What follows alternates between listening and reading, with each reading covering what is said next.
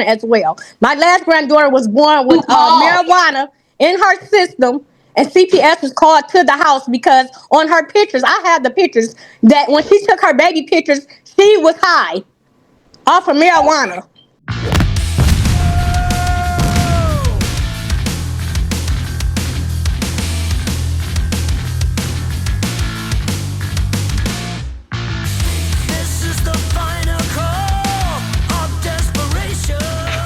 All right, it's the time and date set for sentencing. Have you had a chance to review the pre-sentence report with your client? I have, Your Honor. Okay. Is it factually accurate? No, Your Honor. There are a couple of corrections that we'd like to make. In the first paragraph under employment income, it indicates that she also reports that she is employed at IHM nursing facility. That's not correct. She left that place of employment in December of 2024. And under education, it says she denies attending college, trade school, or certificate programs. That is also incorrect. My client has an LPN license that she obtained from Dorsey College in August of 2023. Everything else appears to be factually accurate. Okay, can I ask, what was she on probation in Woodhaven for?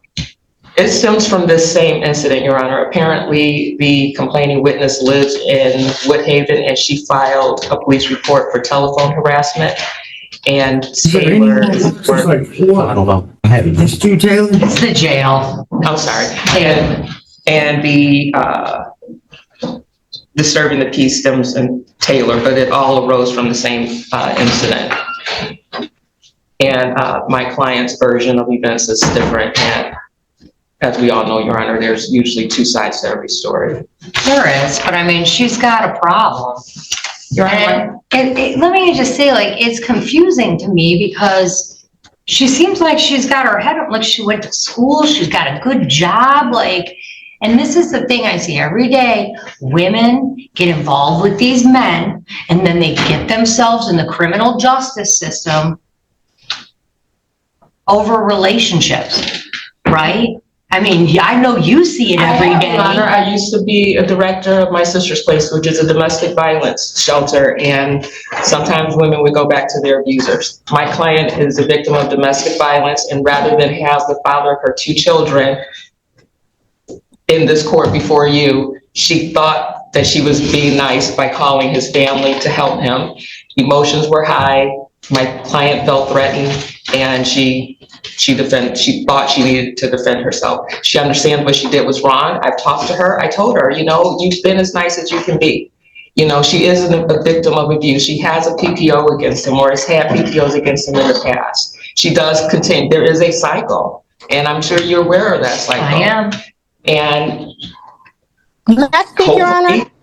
You're going to get a chance, Miss Fowler. Hopefully, this will be the last Thank you, Your time Honor. I have to see her before the court for something like this, Your Honor. I told her, you know, sometimes you just have to do what you have to do, and you have to protect yourself, and you have to call the police. I understand that she did not want him to go to jail, and that's all this was about. She called his family to come get his belongings so that he wouldn't have to go to jail, because she threatened to call the police, and he fled the home.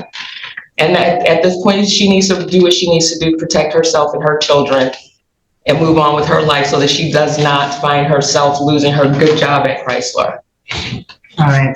Ms. Fowler, would you like to make a statement to the court? Yes, Your Honor. Your Honor, what the court has not been put on the record is this is the fourth time that Shanna Beard has physically assaulted me. I'm a 52-year-old woman with health issues, and she knew exactly what she was doing when she called me the day of the incident, October the 17th, off of my son's phone to come pick his stuff up. She acted as if she was not going to be at the household when I came to get the stuff. And she also stated, after physically assaulting me for over 45 minutes, nonstop, that she called me over there so she can beat my ass. That was her exact words. And she called me a dummy for even coming over there. And she said, I called you over here, dummy, so I can beat your ass. This was a setup. And I'm highly upset that this hasn't turned into an assault instead of a disorderly conduct. And this is her fourth time assaulting me. I have health issues. I have lupus, Your Honor. And she knows this. I have taken care of Shiana to the best of my ability since she was 16 years old, living with me on and off, with her and my son and her children. And I'm highly devastated of how she has been treating me over the years. She just got off of probation because she's been phone harassing me for 7 years straight.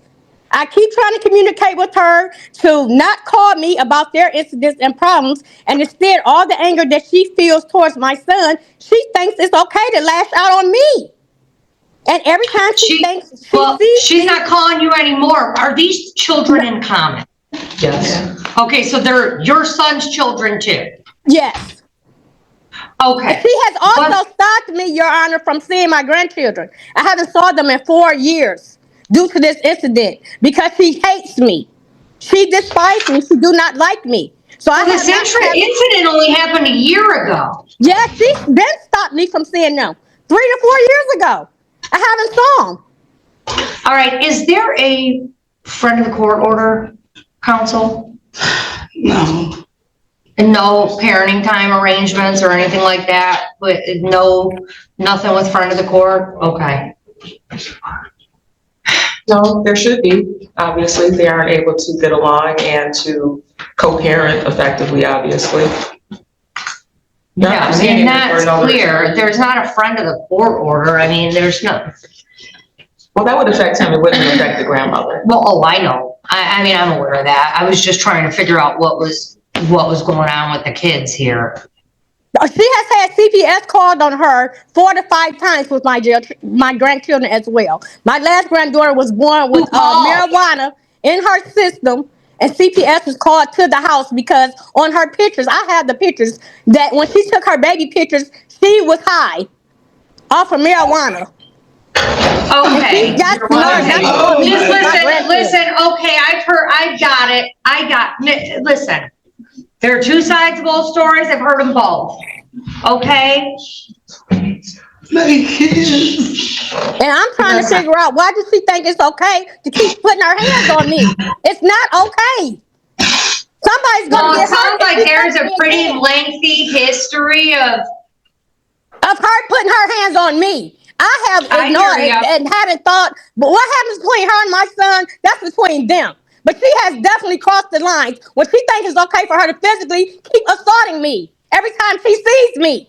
Miss Beard, you understand? Miss Beard, you understand you cannot go around this woman again. You understand that? I don't ever want to her. I promise. Take a breath. Take a breath. All right, just take a breath, okay? Take a breath for a second. All right. What happened? No, listen, I read the pre-sentence report, Miss Beard, and I have your account of what happened as well. I mean, this is obviously just a very nasty situation for everyone involved. Okay? It is. Yeah, I don't offer please, I accept please. I tried to leave. He got me put on my house 2 weeks ago. I don't know where to go with my kids. They're attacking me. Anytime I call the police, it's retaliation. They come to my house. She came outside and watched him fight me and her daughter. They all help. This is the time she's talking about. She's not tough. This is a continuous cycle. I'm in a domestic relationship. And she knows and she enclosed herself. Yes, I know I tried to leave. I got put out. I got evicted. He busted my window in my apartment. Miss Beard. I'm really going to bed. I don't understand. She only telling half for the story. It's okay. It's okay. Your Honor, I'd just like to point out that it's not fair. You keep putting your hands on me. Miss Fowler, stop. You've made your statement. I've heard you. Okay. Yeah.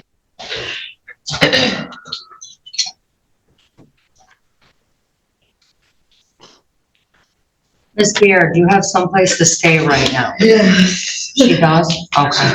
Your Honor, if I may. You may.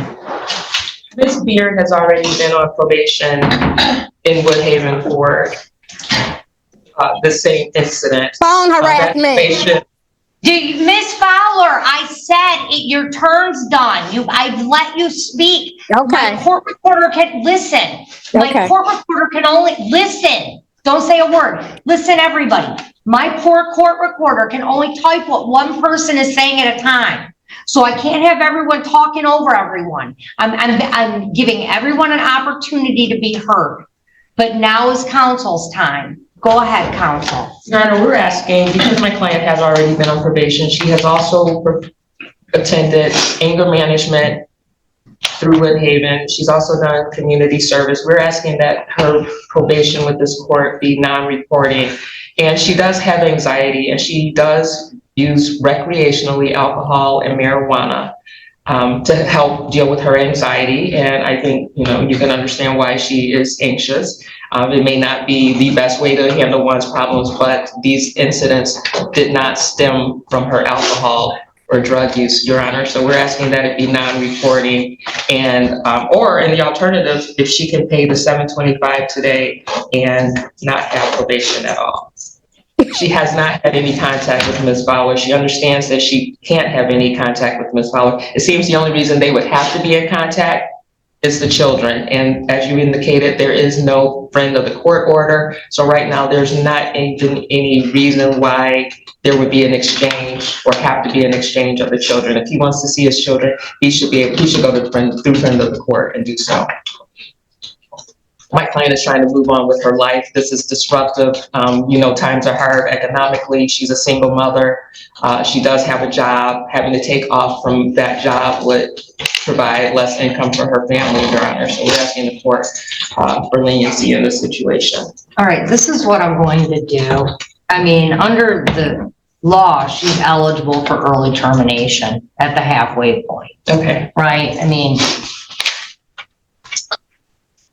and that's what's happening in Woodhaven. I believe it's set to end, it would have ended in May, but she's going to court this month. The probation officer out there is recommending that it terminate early. Miss Beard, I'm going to tell you right now, like, you can't affect how other people are. You can affect how you act, right?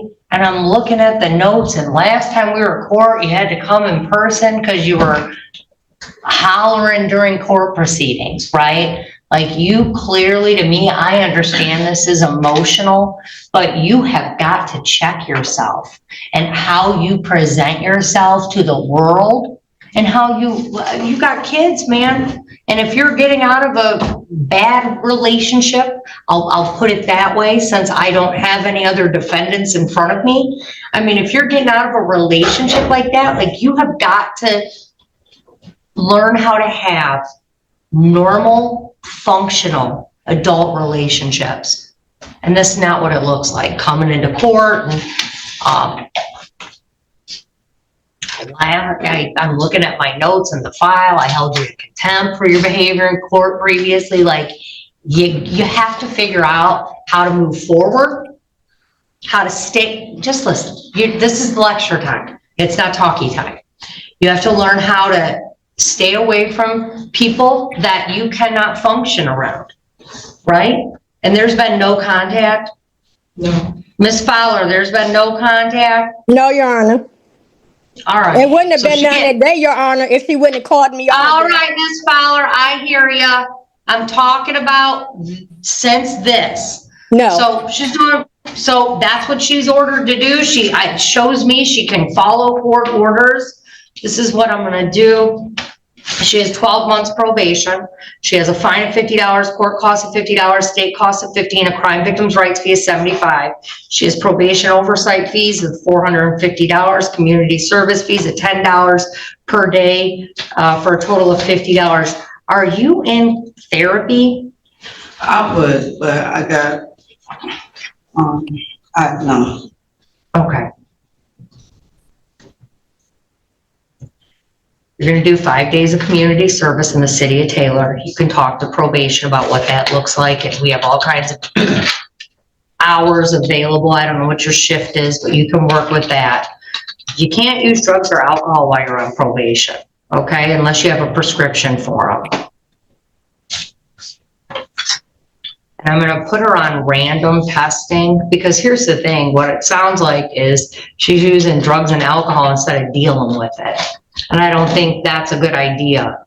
And part of probation is to help you rehabilitate yourself, right? And drugs and alcohol aren't gonna help you right now. Therapy will. So you're having random drug and alcohol testing at your expense, but I'm gonna put you on a lower color. So but if you test positive, then we have a problem, right? But I'm gonna monitor, we'll look at it the first month or two, see how she does. I understand she might have marijuana in her system, but it'll take some time for it to come out. And then we can, as long as there haven't been any violations, we can discuss having the probation converted to non-reporting. Okay. But she does have to do the mental health evaluation and follow therapist recommendations, because I think therapy would do her wonders. No contact with Cherie Fowler at all whatsoever. If you see her in a store, you run, okay? You turn around and walk away. You don't say boo to her. You don't flip her off. You don't do anything. You walk away, all right? You've got employment, maintain employment, and there are any other ancillary services deemed warranted. But I'm going to make notes on your file that will monitor you for 2 months on the drug and alcohol testing. And if you're not having any violations, we'll reconvene, and especially contact violations, okay? Yes. Donna, does she need to have completed the community service within that 2-month period? I mean, the sooner the better. She's got to complete the probation or the community service. But if she has another, I don't know what her work hours are. She got to do it. But if you don't have to tell me on the record, but what she can talk to probation about it and see what options they have. And if it's not something that works with her work schedule, she can go to an outside agency and do her community service there. Okay. All right, that concludes the hearing. That's my sentence. Thank you, Your Honor. Thank you. Mr. Banks, would you need me? Would you need me? Oh, just the case, okay. That's all, folks.